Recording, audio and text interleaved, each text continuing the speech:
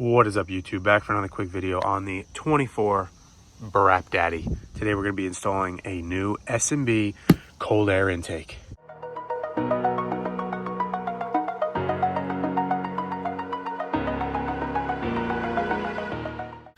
All right, guys, so I have been waiting for this day, waiting for this video. I am super pumped. I'm hoping we're going to get some nice turbo noise from this thing. Maybe a few extra horses wouldn't be bad, but I really want to start hearing this turbo because it is silent under the hood. So we finally ordered our S&B cold air intake. We got 755168. It is the cleanable red filter. So let's get this thing opened up. Let's get the stock intake removed. We'll go over the full install and then we'll do some sound clips. Let's get to it. I have a quick unboxing and I started laying out all the parts before I start install because I've been running into this issue. And thankfully I did, because I noticed that the 3.75 inch straight coupler that connects the two intake hoses was not included. So after 2 days, we finally received it. So they do not give you paper instructions. It's a QR code if you want. We're going to try to wing this without any instructions. We're going to go old school here. So how we're going to just do it first is we're going to start setting up the intake tube and the box. We're going to get all that stuff done first, and then we're going to rip apart the factory intake under the hood. So let's get this assembled. I installed the port there. That's going to be for the hose for the diverter valve.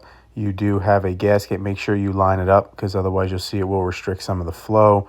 Then once you do that, you can thread in that plastic insert that's going to be for one of your breather tubes and just tighten that down with a wrench.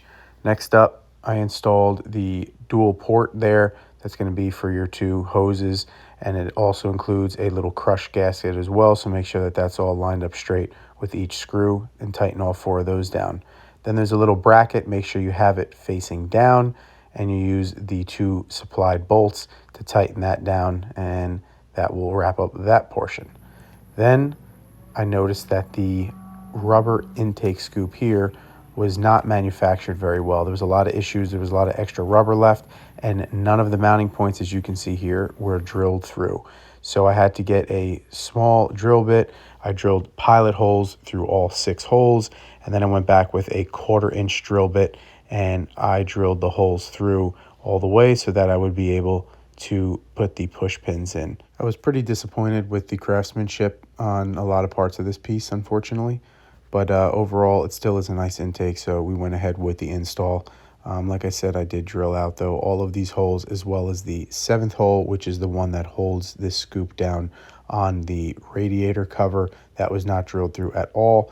And then you use their 2 small push pins that kind of mate together. It's kind of a weird setup here, so you have to really make sure that you line the rubber up with it good. But once you get it through, then you'll be able to get the scoop all secured to the airbox, which is very nice and snug. After that, you're going to see the bracket here.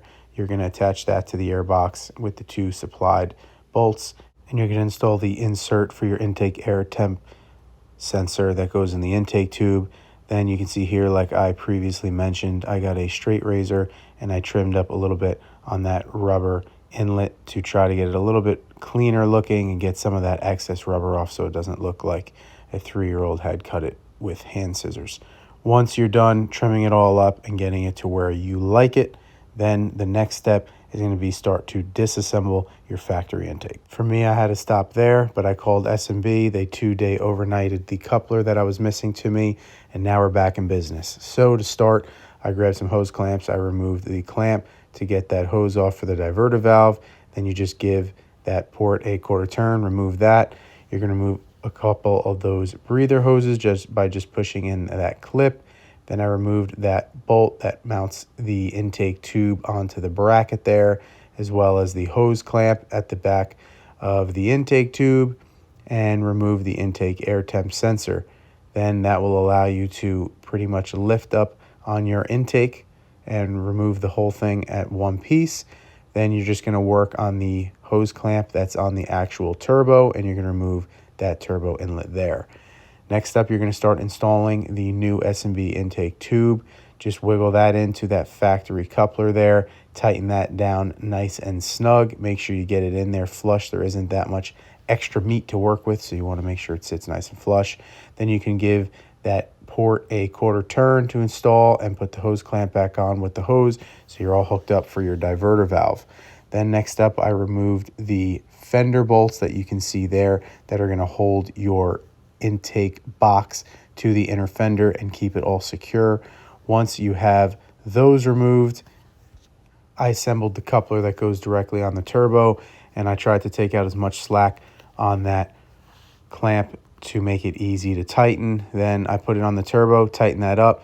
Then I installed the hose there, and I had the air box as well because I just wanted to make sure that I had the right angle and everything.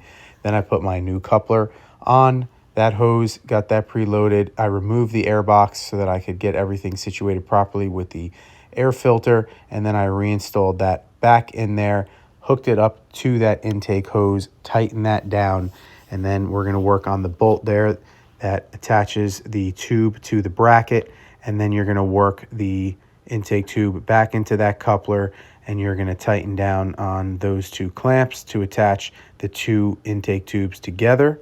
Once you have that all nice and snug, then you're just going to start reconnecting all of the hoses, your intake air temp sensor, and you're going to go over all of your connections and make sure that everything is nice and tight. You're going to install those two fender bolts and line up that rubber air scoop with the hole in the radiator cover, install that push pin, and you're all done.